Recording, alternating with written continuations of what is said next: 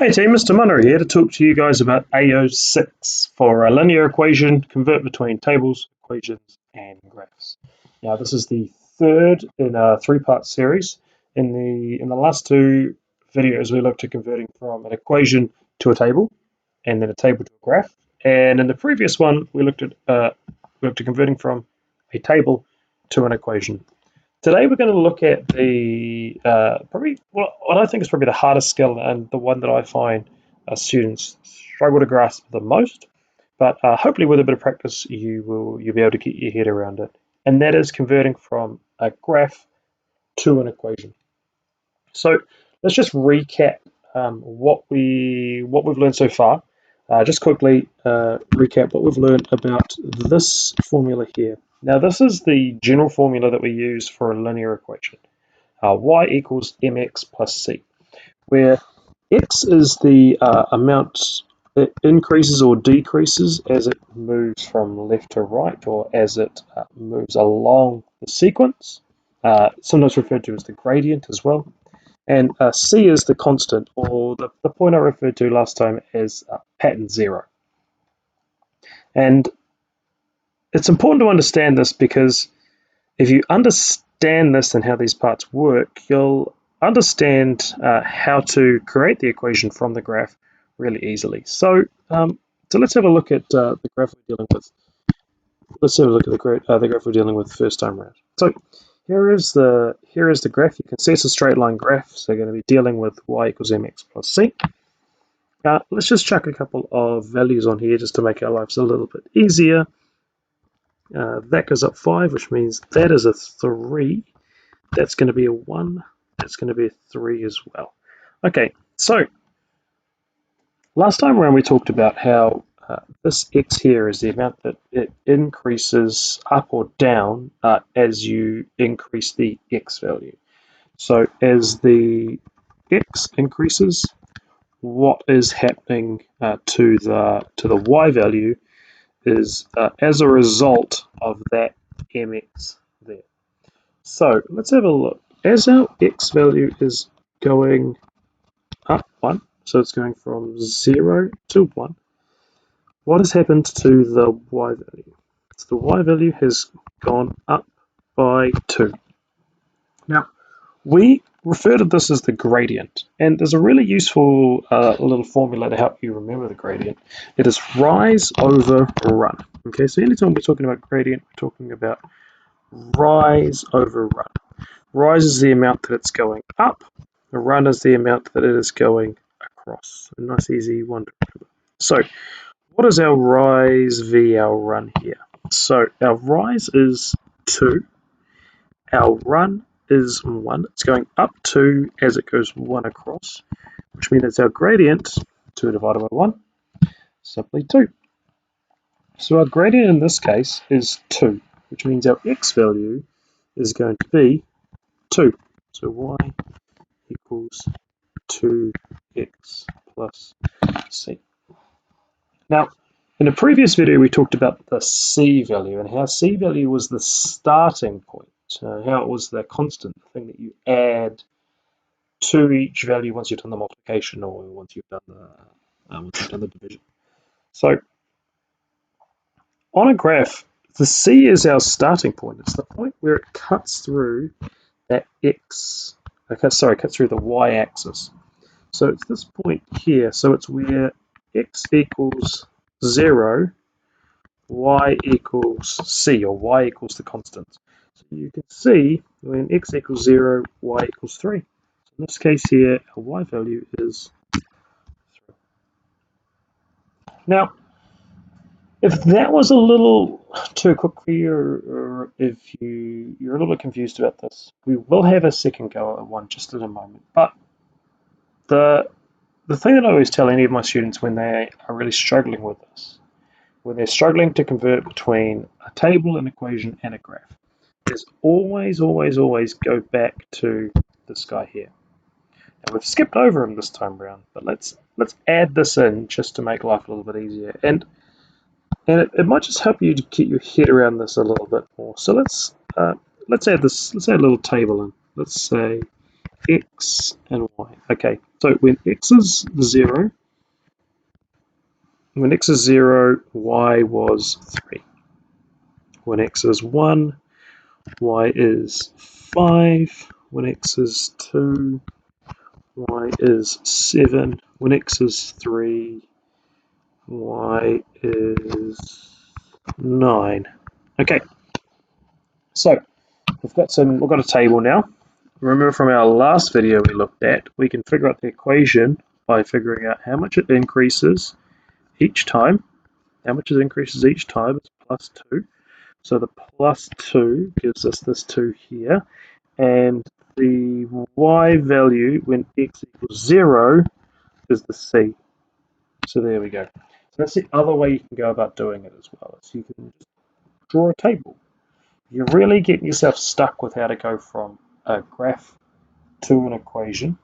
Go from a graph to a table to an equation. That's what I find is the easiest way. And that's what I find students find is the easiest way to do it as well. Okay, now let's leave that for a moment. Let's move back to looking simply to going from a graph to an equation. Let's have a look at another example here. Ooh, purple line this time. Okay, so hopefully you would have noticed something a little bit different about this table almost immediately, this graph almost immediately, and the fact that it doesn't increase over time, it decreases over time, or as the x increases, the y decreases. Same rules still apply though, so let's put a formula in here. Y equals mx plus c. Okay, let's start with the x. Let's start with the mx. Okay, so I'm looking for rise over run, so I can get my m value, my gradient. Let's put some values in here to make life easier. That's a 16. Right, that is 1 there. That is now 13.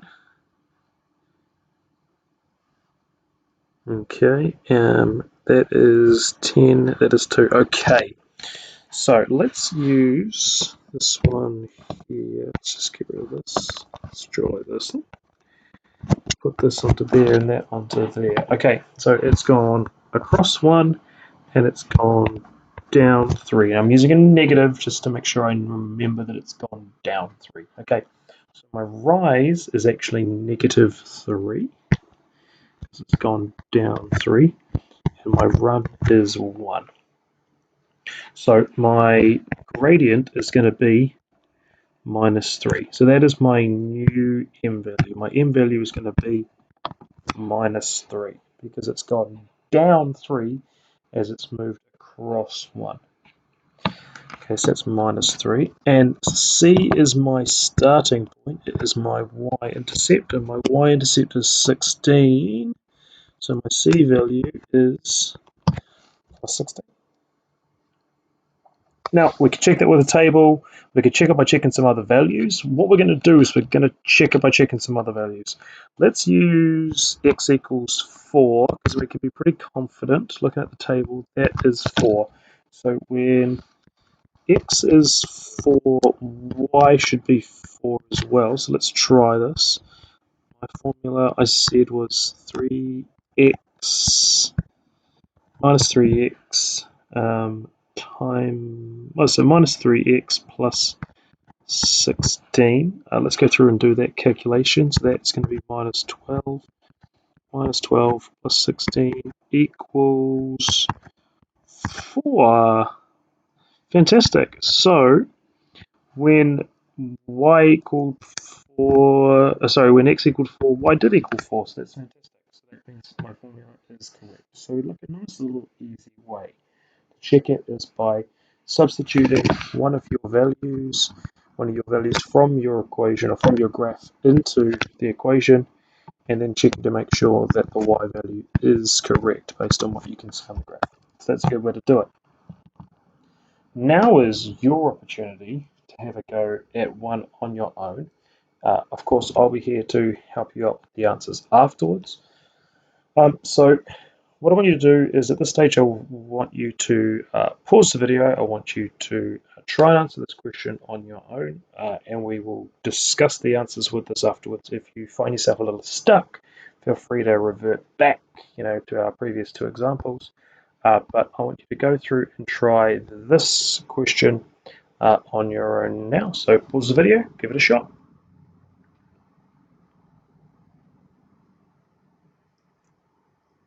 Okay, let's give this thing a go. So my formula is y equals mx plus c. What is my rise over my run? This is going 1 across. This is a 6, looking at that. There's a 2, 4, 6, 8. Okay, so it's gone 4 up. So my rise over my run is 4 over 1, which means my gradient is 4, which means I'm dealing with y equals 4x over c. Let's see if we can figure out what c is going to be. Well, c is the cut-through point. It is the y-intercept. So that is 6. So my formula is y equals 4x plus 6. Y equals 4x plus 6. Let's just double check a point. Okay, let's take this one. Let's take this point here. So that's 4 across 22 up. So that should be y equals 4 times 4 plus 6, and that should be 22. That's 16 plus 12, and 16 plus 12 is 22. Fantastic. So that is our formula confirmed. Little double check there. So y equals 4x plus 6. So if you got that correct, fantastic, well done. If you struggle with that, or if you made a mistake, watch back through the answer. Have a look to see how I did it, or refresh back through the video, see if you can pick up exactly where it is you went wrong. It is really important with these, of course, to keep an eye on the scale as well. You'll be surprised how often students get messed up by the fact that this one goes up by 1 and this one goes up by 2. So you do have to be really careful of that as well. But hopefully you're successful with that. If you weren't, like I said, go back through, rewatch the video. Feel free to check out other tutorials as well. Talk to other students within the class. There's heaps of expertise throughout all of my classes. And if you're really, really stuck, feel free to come and have a talk to me about it as well. And I might be able to explain it in a different way that helps it stick a little bit better with you. So that was part 3 of 3, looking at AO6 for a linear equation converting between tables, equations, and graphs. Hopefully you've got your head around that now, and you're a linear algebra expert. So well done. See you again next time.